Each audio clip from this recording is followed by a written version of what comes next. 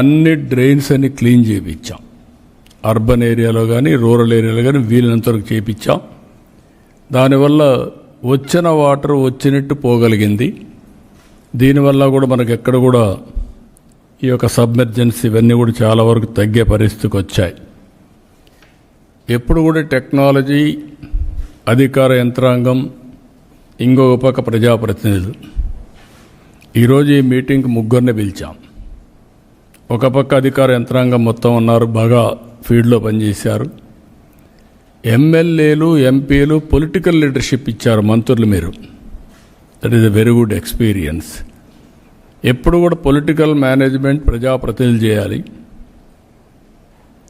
అధికార యంత్రాంగం సమర్థవంతంగా వాళ్ళకుండే అధికారాలు ఉపయోగించుకొని అక్కడ మనం ఏమనుకుంటాం అవన్నీ వాళ్ళు చేయగలిగి రెండూ కూడా కలిపి చేయగలిగితే చాలా మంచి ప్రయోజనాలు వస్తాయి. NDRF, SDRF, fire services extraordinary work చేశారు. పోలీస్, రెవెన్యూ, ఆల్ డిపార్ట్మెంట్స్, ఒక డిపార్ట్మెంట్ కాదు అన్ని డిపార్ట్మెంట్లు చాలా బాగా చేశారు. కడాన స్వచ్ఛంద సంస్థలు కూడా వాళ్ళు కూడా ముందుకొచ్చి ఇందులో భాగస్వాములు అయ్యారు. ఎన్జిఓస్ను కూడా అభినందిస్తున్నా. రాబోయే రోజుల్లో మనం ఇది ఒక టీమ్ స్పిరిట్, టీమ్ వర్క్. అందరం కలిసి పనిచేస్తే ఒక ఎక్స్ట్రాడినరీ పర్ఫార్మెన్స్ ఏ విధంగా వస్తుందో మనం చేసి చూపించాం. ఇది చాలా సంతోషం. మిమ్మల్ని అందరినీ నేను ఈరోజు సాయంత్రం లండన్కి వెళ్తూ ఉంటే లేట్ అయితే కరెక్ట్ కాదు, మిమ్మల్ని రికగ్నైజ్ చేయాలి. మిమ్మల్ని రికగ్నైజ్ చేయడమే కాదు, రాష్ట్రానికి ఒక మెసేజ్ పంపించాలి. మనం చేసిన పని ఒక స్ఫూర్తిదాయకంగా ఉండడం ఒక ఆస్పెక్ట్ అయితే, ఈ స్ఫూర్తిని ప్రజలు కూడా అందుకోవాల్సిన అవసరం ఉంది. మనం చేసిందంతా ప్రజల కోసం చేశాం. ప్రజల్లో కూడా భవిష్యత్తులో వాళ్ళు ఒక బాధ్యత తీసుకొని కొంతమంది వాలంటీర్స్గా తయారు చేయాల్సిన అవసరం ఉంది. ఏ ఈవెంచువాలిటీ వచ్చినా, ఏ పెద్ద సైక్లోన్ వచ్చినా, లేకుంటే ఇంకొక విపత్తు వచ్చినా ప్రజల సహకారం ఉంటే చాలా ఈజీగా అవుతుంది. నిన్న మొన్న మీరు చూస్తే నేను చాలాసార్లు చూశాను. ఒకప్పుడు ఏదైనా ఇన్సిడెంట్ జరిగితే లాస్ట్ మైల్లో చెప్పాలంటే మనం టామ్ వేసేవాళ్ళం ఊర్లో పోయి. ఆ రోజుల నుంచి చూసా.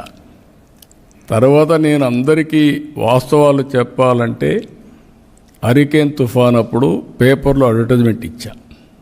అప్పట్లో ఆ అడ్వర్టైజ్మెంట్ ఏమనంటే, మీ అందరికీ ఇన్ని కేజీల బియ్యం ఏదేది ఇస్తున్నాం అన్నీ వేసి ఎవరైనా ఇవ్వకపోతే చొక్కా పట్టుకొని తీసుకోండి అని ఆ రోజు నేను అడ్వర్టైజ్మెంట్ రాశాను. ఇదే మరి రాశాను.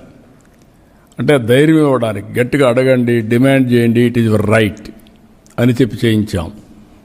ఈరోజు పంచాయతీలో మన ఆఫీస్ మీద ఒక సిస్టమ్ డెవలప్ చేశారు, అలర్ట్ సిస్టమ్ డెవలప్ చేశారు. ఇక్కడి నుంచి మెసేజ్ పంపిస్తే ఏ పంచాయతీకి కావాలంటే స్ట్రక్చర్డ్ మెసేజ్ అక్కడ అనౌన్స్మెంట్ వస్తుంది. ఒక 24 పైలట్లు పెట్టారు. దానికి 3 లక్షలు అవుతుంది. ఇప్పుడు దాన్ని మాస్టరైజ్ చేస్తే 2 లక్షలకో ఎంత అవుతుందో వర్కౌట్ చేయమన్నాను. వల్నరబుల్ ప్లేసెస్లో పెట్టుకోగలిగితే భవిష్యత్తులో అక్కడ పోయి చెప్పాల్సిన పని లేదు. ఇక్కడి నుంచి అలర్ట్స్ కూడా మనం చెప్పే పరిస్థితి వస్తుంది. టెక్నాలజీ చాలా మెచ్యూరిటీ వచ్చింది. నేను చాలాసార్లు మీకు ఒక మాట చెప్పాను, we are all in a inspiring time. దానికి మెయిన్ కారణం ఏంటంటే, ఒక పక్క డేటా లేక్ ద్వారా డేటా అంతా ఉంటుంది, హిస్టారికల్ డేటా, ప్రజెంట్ డేటా. ఏదైతే ఈరోజు అవేర్ ద్వారా real time 42 parameters real time data వస్తుంది.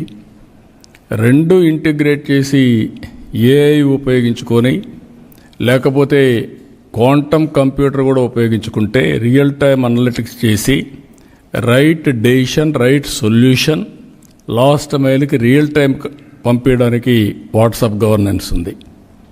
అది కూడా మనం 750 సర్వీసెస్ వాట్సాప్ గవర్నెన్స్లు ఇచ్చే పరిస్థితికి వచ్చాం.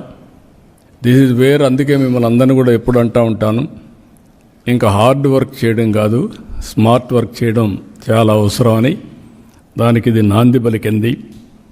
ఇలాంటి బ్రహ్మాండమైన ప్రయత్నం చేసినప్పుడు దీనికి సహకరించిన మిమ్మల్ని అందరినీ, భాగస్వాములైన మిమ్మల్ని అందరినీ మనస్ఫూర్తిగా అభినందించి రాష్ట్ర ప్రజల తరపున మీకు కృతజ్ఞతలు తెలియజేయాలన్న ఉద్దేశంతోనే ఈ కార్యక్రమాన్ని పిలిచాను.